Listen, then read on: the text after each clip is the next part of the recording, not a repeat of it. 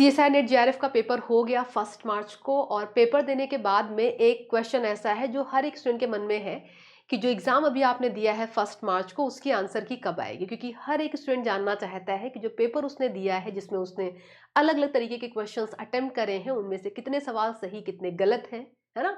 Answer किया है तो पता चले कि पार्ट बी में कितने सही गए, पार्ट सी में कितने सही गए, या कट ऑफ आए तो पता चले कि हम किस जगह पे स्टैंड कर रहे हैं, या रिजल्ट आने पे पता चले कि हमारा नेट हुआ है कि जेआरएफ हुआ है, जेआरएफ हुआ है तो हम किस रैंक पे हैं। ठीक है, तो आप सभी के सवालों के जवाब देने के लिए आज ये वीडियो मैं लेके आई हूँ, और इस वीडियो में हम लोग जानने की कोशिश करेंगे विथ फैक्ट्स कि जो अभी आपने दिसंबर 24 का पेपर दिया है 1 मार्च को, उसका कट ऑफ रिजल्ट या उसकी आंसर की कब आ सकती है, एक्सपेक्टेड डेट्स क्या हो सकती हैं। ठीक है, और जो डेटा मैं आपके साथ में जो सामने मैं आपके रिप्रेजेंट करने वाली हूँ, वो डेटा फैक्ट पे बेस्ड है। जो इसके पहले के एग्जाम्स आपके हुए हैं, जून 23 का पेपर आपका हुआ है, दिसंबर 23 का पेपर हुआ है, जो आपका जून 24 का पेपर जुलाई में हुआ था, उन सभी की डेटा के बेसिस पर एक प्रॉपर एनालिसिस हम लोग करेंगे और एक एक्सपेक्टेड डेट पता करेंगे कि क्या हो सकती है ना, कि कट ऑफ आपका कब आ सकता है या आंसर की आपकी कब आ सकती है। ठीक है, तो एक काम करते हैं, जो इसके पहले के पेपर्स हुए हैं उनका डेटा एक बार आप मेरे साथ में चेक करिएगा।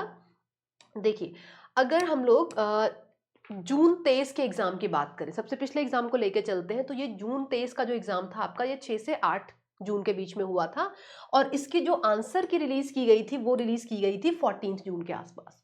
तो आप मान लीजिए कि 10 दिन के आसपास का समय लिया गया था आंसर की रिलीज करने में।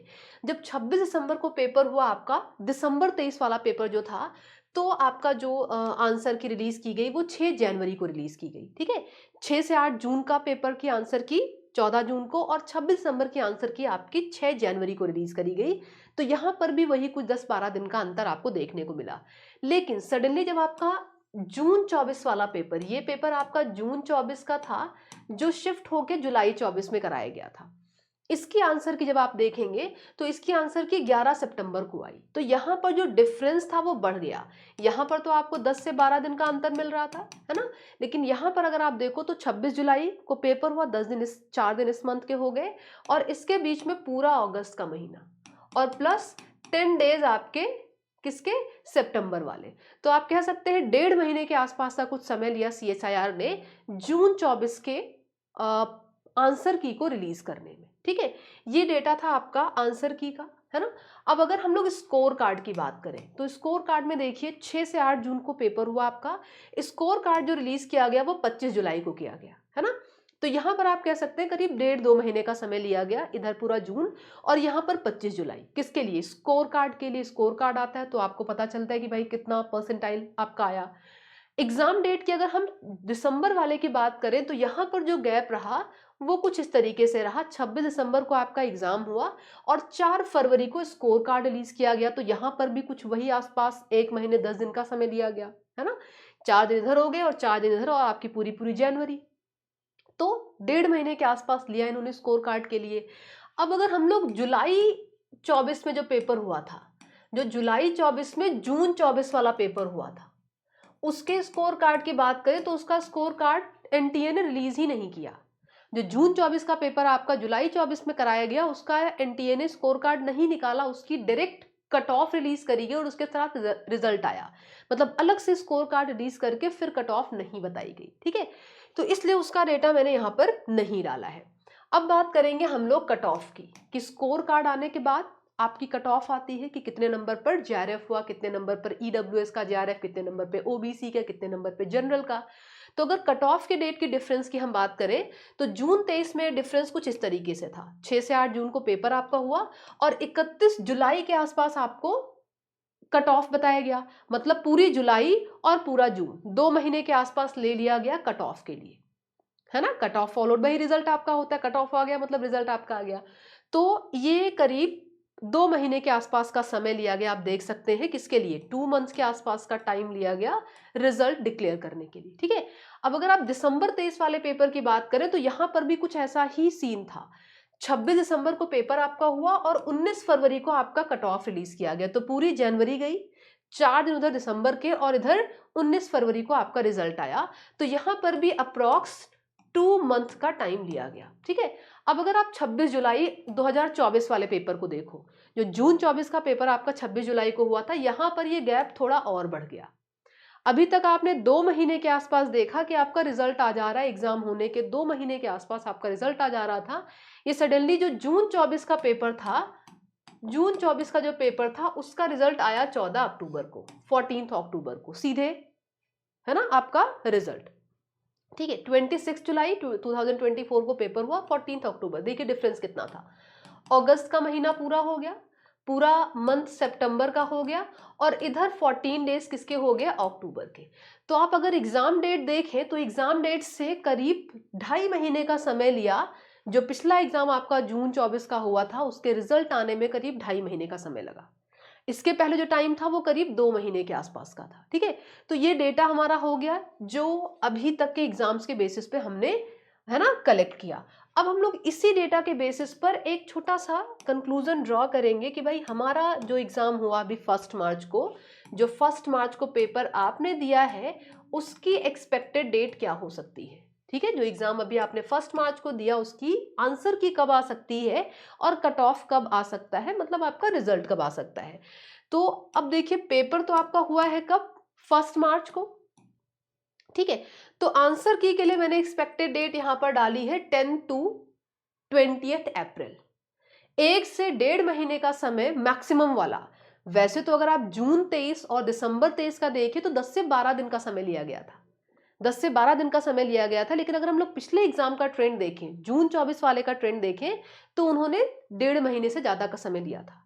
ठीक है, तो अगर उस डेटा के उस पे हम जाएं तो हम कह सकते हैं कि 10 से 20 अप्रैल के बीच में आपकी आंसर की आएगी। अदरवाइज हो सकता है मार्च में ही आपको 10 से 15 मार्च के बीच आंसर की मिल जाए। किस केस में, जब वो जून 23 और दिसंबर 23 वाले ट्रेंड को फॉलो करेंगे। अगर वो जून 24 वाले ट्रेंड को फॉलो करेंगे फिर आप समझिए कि मिड अप्रैल के आसपास कहीं आपको आंसर की मिलेगी। ठीक है, लेट्स सी क्या होता है, ये चांसेस हैं जो हो सकते हैं। अगर कट ऑफ की डेट की बात करें तो कट ऑफ तो आप मान के चलो 2 महीने 1.5 महीने से पहले तो आपका रिजल्ट, आपका कट ऑफ नहीं डिक्लेयर किया गया, कभी भी नहीं किया गया है।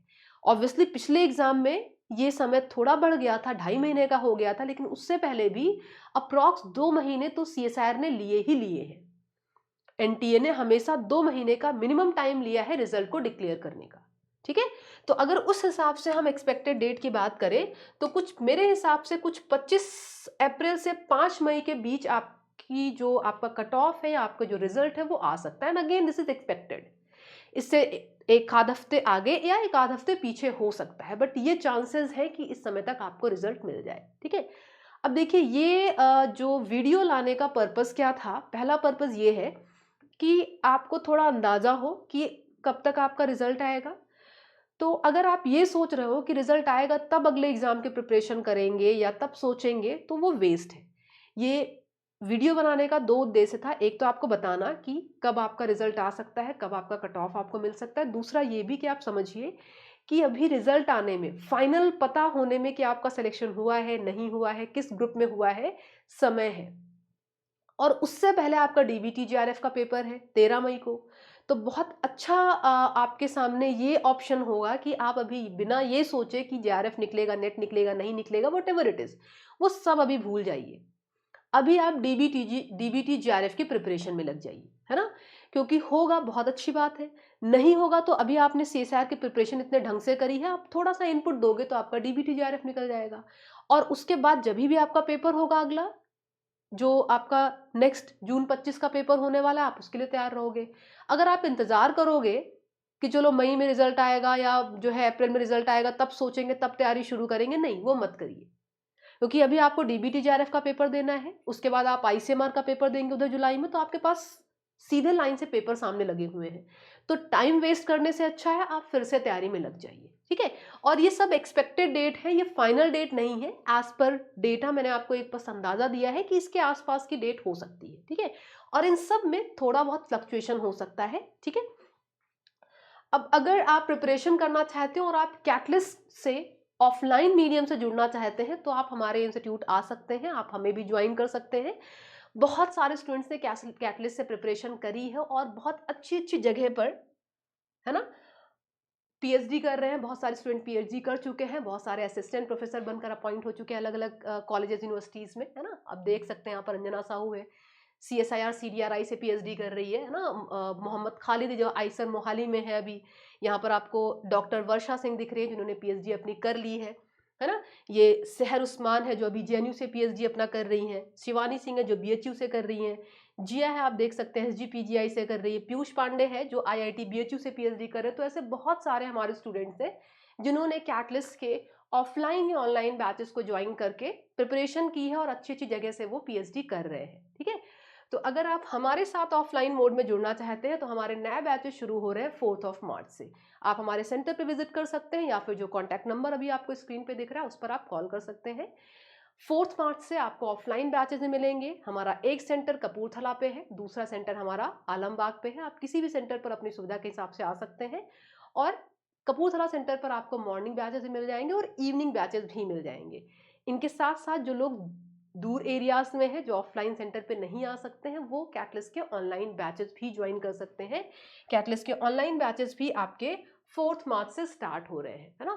तो अगर आप कैटलिस्ट का पार्ट बनना चाहते हैं, हमसे सीखना चाहते हैं, हमसे पढ़ना चाहते हैं, तो आप कांटेक्ट कर सकते हैं। आप कमेंट में भी पूछ सकते हैं, वहां पर हम आपको रिप्लाई करेंगे।